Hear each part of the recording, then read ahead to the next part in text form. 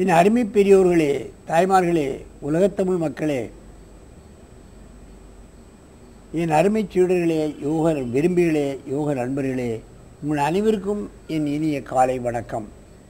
கலைஞர் தொலைக்காட்சி நிகழ்ச்சியில் நலமுடன் வாழ என்னும் பிரிவில் யோகாசனத்திற்கு அதிக முக்கியத்துவம் தரப்பட்டிருப்பதை நீங்கள் அறிவீர்கள். ஏன் முக்கியத்துவம் தரப்பட்டிருக்கிறது என்பதை பற்றியெல்லாம் நான் உங்களுக்கு பலமுறை சொல்லியிருக்கின்றேன். மற்ற பயிற்சிகளால் மாணவர்களை நல்லவர்களாக மாற்ற முடியாது. அதைத்தான் நீங்கள் தெரிந்து கொள்ள வேண்டும். அவர்கள் நல்லவர்களாகவும் வல்லவர்களாகவும் ஆக வேண்டும் என்று சொன்னால் எல்லா மாணவர்களும் யோகாசனத்தை பழக வேண்டும். அவர்கள் நாட்டுக்கு சேவை செய்ய பயிற்சி கொடுக்க வேண்டும். அதுதான் யோகாசன பயிற்சி. அந்த நிலையில் நமது அரங்கிற்கு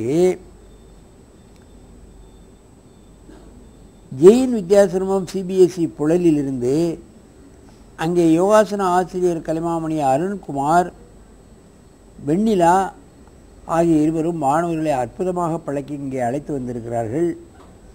அவர்கள் இங்கே ரினால் மணி 10 வயது 5ஆம் வகுப்பு, விஜய் 12 வயது 8ஆம் வகுப்பு இங்கே வந்திருக்கிறார்கள். இவர்கள் இப்பொழுது அற்புதமான ஆசனங்களை செய்ய போகிறார்கள். இப்பொழுது அவர்கள் பத்ம சிரசாசனம் செய்ய போகிறார்கள். என் அருமை பெரிய மாணவர்களே, நீங்கள் இப்போது பத்மாசனத்தை கலைத்துவிட்டு அப்படியே பத்மாசனம் சிரசாசனம் செய்யுங்கள். அதுக்கப்புறம் அதிலே பத்மாசனம் செய்யுங்கள். அங்கே பார்க்க முயற்சி, அங்கே தலைவை புறம் இந்த பக்கம் திரும்பலாம்.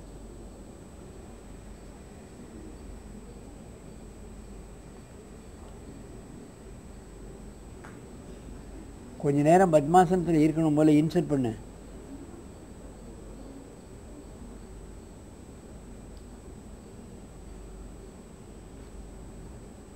தலையை அசைக்காத.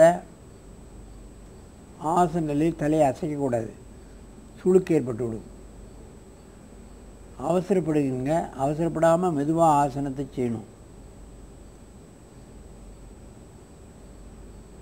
தினமும் காலையிலும் மாலையிலும் ஒரு 200 எண்ணிக்கை இந்த ஆசனத்தில் யாரும் பண்ணலாம். எந்த வயதிலும் பண்ணலாம்.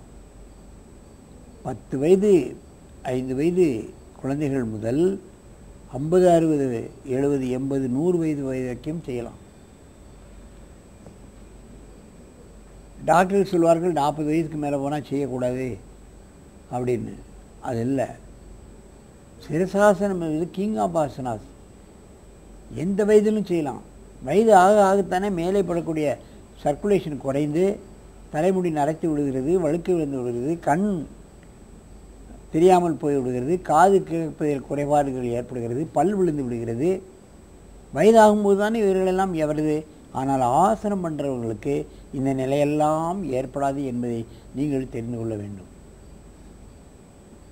மெதுவாக இறக்குங்கள்.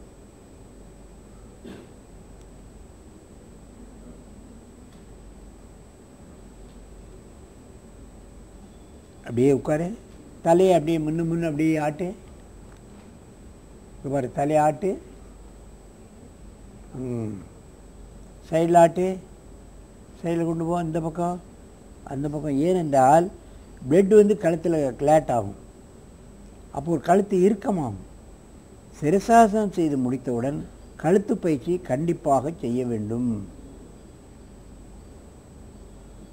சரி, மீண்டும் இங்கே தலையை வைத்து செய்யுங்கள்.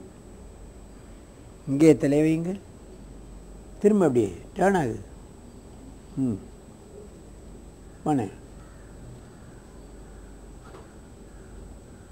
மெதுவாக செய்ய. அவசரப்படாத. அவசரப்பட்டால் கீழே விழக்கூடிய ஒரு தன்மை ஏற்படும். நல்ல காலை மேல் தூக்கு. தலையை திருப்பக்கூடாது. இது பண்டித ஜவஹர்லால் நேரு, இந்திரா காந்தி இவர்களெல்லாம் இந்த ஆசனத்தை அற்புதமாக செய்தார்கள். அவர்கள் வீட்டிலேயே ஒரு யோகாசன ஆசிரியரை வைத்துக்கொண்டு இந்த ஆசனங்களை செய்தார்கள். அவருடைய ஆசிரியர் இமயமலையில் ஒரு பெரிய ஆசிரமத்தை கட்டி வெளிநாட்டினவர்களெல்லாம் அங்கே சென்று இந்த யோகக்கலையை கற்றுக்கொண்டார்கள். ஜெயில் வாழ்க்கையில் இருக்கும் பொழுது ஜவஹர்லால் நேரு, இந்திரா காந்தி எல்லாம் பிரிட்டிஷ் ஆதிக்கத்தில் அவர்கள் ஜெயிலிலே பலகாலம் இருந்தார்கள். அப்பொழுது அவர்களுக்கு மனோதிடத்தை கொடுத்தது இந்த ஆசனங்கள் தான், குறிப்பாக இந்த சிரசாசனம் தான். தமிழக அமைச்சர்களிலும் சில பேர் இந்த ஆசனங்களை செய்கிறார்கள். மெதுவாக இறக்குங்கள்.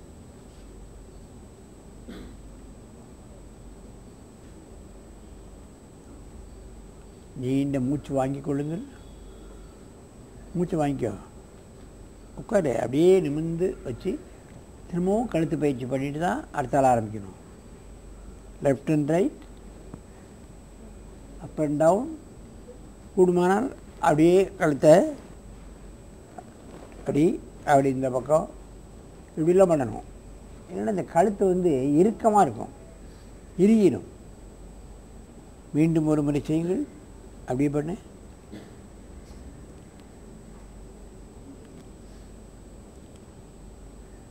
நினைவாற்றல் அதிகமாகும், மனோதிடம் அதிகமாகும், உடலில் உள்ள அத்தனை பகுதிகளும் சரியாக இயங்கப்படும். அதைத்தான் நீங்கள் தெரிந்து கொள்ள வேண்டும்.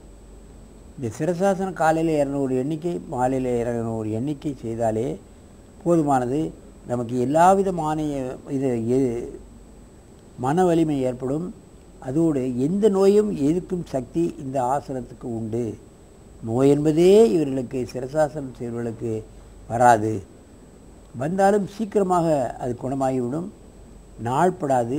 அதிகமான மருத்துவ செலவை நமக்கு வைக்காது என்பதை நீங்கள் தெரிந்து கொள்ள வேண்டும்.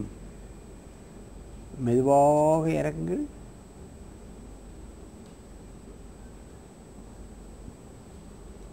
உடனே தலையை தூக்கக்கூடாது.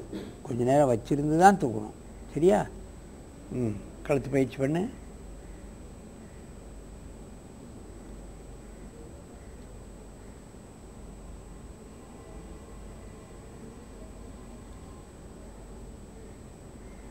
அப்படியே ஒருவருக்கு நேரையை பார்த்து கொண்டு இந்த ஆசனம் நேரே பத்மாசனத்தில் உட்காருங்க.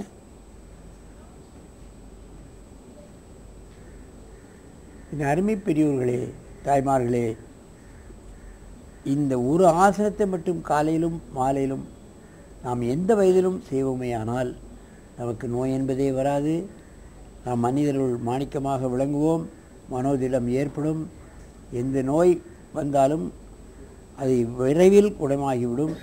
ஆகவே இந்த அற்புதமான சிரசாசனத்தை தனியாக நிற்க வேண்டும் என்பது அல்ல. சோறு ஓரமாக கொஞ்ச நாள் பழகி அதுக்கப்புறம் தான் சோறு விட்டு வரணும். முதலில் அர்த்த சிரசாசனம் ஒரு 15 நாள் 20 நாள் பழகினதுக்கப்புறம் தான் சிரசாசனத்துக்கு நாம் சோறு ஓரமாக பழகி பின்னால் படிப்படியாக தள்ளி தனியாக யோகாசனத்தை சிரசாசனத்தை செய்ய வேண்டும் என்று கேட்டு உங்களிடமிருந்து விடைபெறுவது ஆசனம் ஆண்டியப்பன். வணக்கம். நன்னெறி எந்த குறிக்கோளை அடையவும் அது குவிந்து கிடக்கும் பொருள் வளமாயினும் நிலவளமாயினும் அதிகாரமாயினும் மதச்சார்பின்மையாயினும் ஒவ்வொன்றையும் அல்லது அனைத்தையுமே அதிரடி தீவிர செயல்களால்தான் வென்றெடுக்க முடியும் என்ற வேண்டாத நினைப்பை விட்டொழிப்பதுதான் மனித சமுதாயத்திற்கு சற்று தாமதமாயினும் நன்மை பயக்கக்கூடிய சாத்வீக மார்க்க நன்னெறியாகும்.